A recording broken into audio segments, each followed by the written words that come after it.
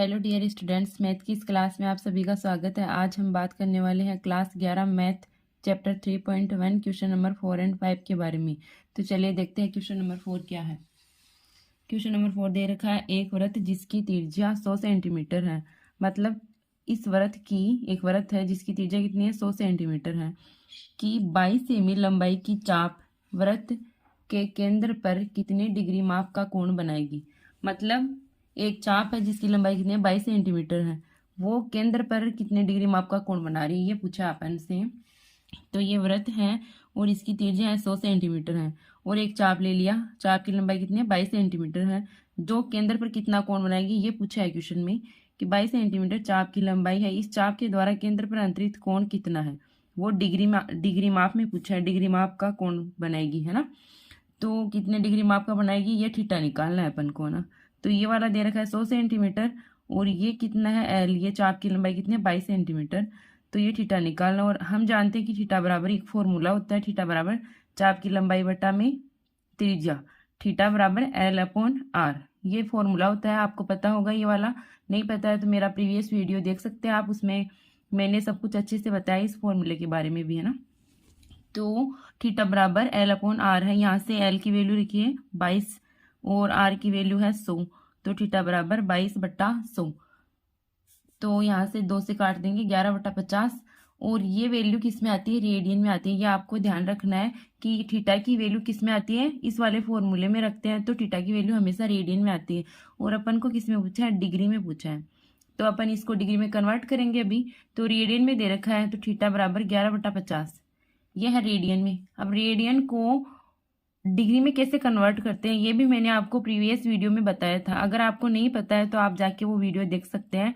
तो चलिए, यहाँ से 11/50 रेडियन है, तो इसको अपन को डिग्री में चेंज करना है, और मैंने बताया था कि डिग्री में चेंज करें, किस में करना है, डिग्री में लेना है, तो 180 डिग्री बटा में पाई, यानी 180 ऊपर होगा और पाई नीचे होगा। अपन को डिग्री में चेंज करना है तो 180 बटा पाई से गुणा कर दिया। तो यहाँ से 11/50 180 बटा में पाई की वैल्यू रख दी 22/7, 22/7, ये ऊपर चला गया 7, 22/7 वैल्यू रख दी पाई की। तो 11/50, ये 0 से 0 कैंसिल हो गया, 11 दूनी 22, 2, इस 2 से इसको काट दिया, 9 बार कटा, तो 9 संते 63 डिवाइड बाई 5, 63/5। ये किस में वैल्यू आई, इसकी डिग्री में, क्योंकि यहाँ पे रेडियन में था, अपन ने इसको डिग्री में कन्वर्ट कर लिया, तो ये 63/5 डिग्री में है। अब अपन को इसको और सोल्व करेंगे, तो थीटा बराबर 63/5 डिग्री है। अब इसमें 5 का भाग दिया, 5 एकम 5, 5 एकम 5, यहाँ पे 13 हो गया, 5 दूनी 10, 3 बच गया, 3/5। तो इसको अपन ने मिश्र भिन्न में लिख दिया 12 सही 3/5 डिग्री, ये डिग्री में वैल्यू है, तो ये अभी डिग्री में ही है। और अपन को इस वाली वैल्यू को 12 + 3/5 के रूप में लिख सकते हैं। ये ऐसे ही तो होता है ना, कि 12 सही 3/5 का मतलब यहाँ पे बीच में प्लस है, 12 प्लस का 3/5, तो ये 12 डिग्री प्लस में 3/5 डिग्री हो गया। सेम ही है, जो यहाँ पे लिखा है वही लिखा है, बीच में प्लस लगाया बस, तो 12 डिग्री सेम लिखा, 3/5 डिग्री है। अभी अपन को पता है कि डिग्री को आगे और चेंज करेंगे कि इसमें मिनट में चेंज कर रहे हैं। अभी डिग्री को मिनट में चेंज करते हैं तो क्या करते हैं, 60 से गुणा करते हैं। वो क्यों किया, मैंने आपको पहले बताया था कि 1 डिग्री बराबर कितना होता है, 60 मिनट। 1 डिग्री में 60 मिनट है, यहाँ पे कितना डिग्री दे रखा है, 3/5 डिग्री। 1 डिग्री में 60 मिनट है, तो 3/5 डिग्री में कितना होगा, इससे 60 से गुणा कर देंगे। 1 डिग्री में 60 है, तो 3/5 में कितना होगा, 3/5 इंटू में 60, तो ये कर दिया 12 डिग्री प्लस 3/5 इंटू में 60 मिनट हो गया ये वाला। अभी इसको काट देंगे, 5 से काटा, ये 12 बार कटा, 12 तिया 36, तो यहाँ पे हो गया 12 डिग्री प्लस में 36, ये मिनट में है तो ये 36 मिनट हो गया। और मैंने आपको बताया था कि मिनट को ऐसे नहीं लिखते अपन, 12 डिग्री ऐसे लगा रहे, तो इसका एक ये सिंबल है 36 मिनट, ये डेज का जो निशान है इसको अपन मिनट पढ़ेंगे, तो ये क्या हो गया, 12 डिग्री और 36 मिनट, ये इसका आंसर हो गया क्वेश्चन नंबर 4 का। अभी अपन चलिए देखते हैं 5वां क्वेश्चन और देखते हैं, क्वेश्चन नंबर 5। क्वेश्चन नंबर 5 देखिए, क्वेश्चन नंबर 5 क्या है, एक वृत्त जिसका व्यास 40 सेंटीमीटर है। एक वृत्त दे रखा है आपको जिसका व्यास कितना है, 40 सेंटीमीटर, इसका मतलब त्रिज्या कितनी हुई, 20 सेंटीमीटर। व्यास की आधी होती है त्रिज्या, तो 20 सेंटीमीटर त्रिज्या हो गई। चलिए एक बार क्वेश्चन देखते हैं। एक वृत्त जिसका व्यास 40 सेंटीमीटर है की एक जीवा 20 सेमी लंबाई की है, मतलब उसकी एक जीवा है वो 20 सेंटीमीटर की है, तो इसके संगत छोटे चाप की लंबाई ज्ञात कीजिए। छोटे चाप की लंबाई निकालनी है, मतलब चाप की लंबाई कौन सी हो गई, ये वाला देख रहे हैं ना आप, ये देखिए ये एक वृत्त है, इसका केंद्र O है और इसमें क्या दे रखा है, व्यास 40 सेंटीमीटर है। तो व्यास पूरा होता है, ये वाला पूरा होता है ये वाला, तो इसकी त्रिज्या कितनी हो गई, 20 सेंटीमीटर हो गई। समझ में आ रहा है ना आपको कि व्यास त्रिज्या बराबर क्या होता है, आर बराबर ये रहा, त्रिज्या बराबर क्या होता है, व्यास बटा में 2 बराबर 20 सेंटीमीटर हो गया।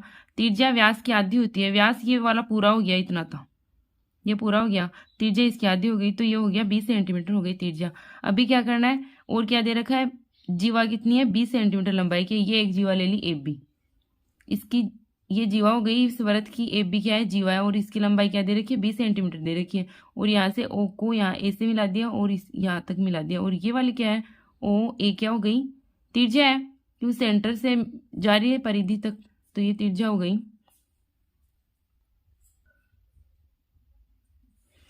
तो ये वाली 20 त्रिज्या, ये भी त्रिज्या, और ये हो गई जीवा। तो आप देख रहे होंगे कि 20, ये भी 20 सेंटीमीटर है, ये भी 20 सेंटीमीटर है, और ये भी 20 सेंटीमीटर है, ये दोनों त्रिज्या है 20-20, ये वाली जीवा की लंबाई है।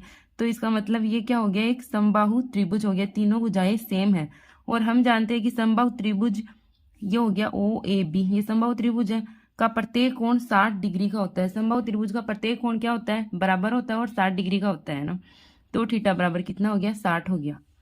अब अपन को क्या पूछा है, चाप की लंबाई पूछी, मतलब ये वाला चाप पूछा है, छोटे चाप की लंबाई, ये वाला छोटा चाप है और इधर वाला बड़ा चाप है, तो इस ए बी की लंबाई पूछी अपन को।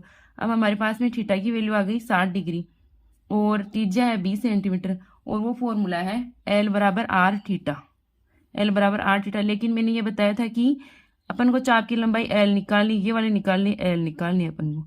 थीटा दे रखा है और त्रिज्या दे रखी है 20 सेंटीमीटर, लेकिन थीटा की वैल्यू इस फॉर्मूले में क्या होती है, रेडियन में पुट करते हैं। यहाँ पे थीटा किसमें है, रेडियन में, लेकिन हमारे पास में थीटा क्या है, 60 डिग्री में, तो इस डिग्री को पहले रेडियन में चेंज करेंगे। तो यहाँ लिखती हूँ मैं, देखो इसी फॉर्मूला डायरेक्ट लिख रही हूँ, आर बराबर 20 सेंटीमीटर इंटू में ये हो गया 60 गुणा में इसको रेडियन में चेंज करना है, तो पाई बटा 180 से मल्टीप्लाई कर दिया, ये थीटा रेडियन में हो गया। तो 20, इसको सोल्व किया, इसको काट दिया, 3 बार कटा ये वाला, तो 20 पाई बटा में 3, ये इसकी चाप की लंबाई हो गई, ये इसकी चाप की लंबाई होगी, एल बराबर 20 पाई बटा 3, यही आंसर हो गया।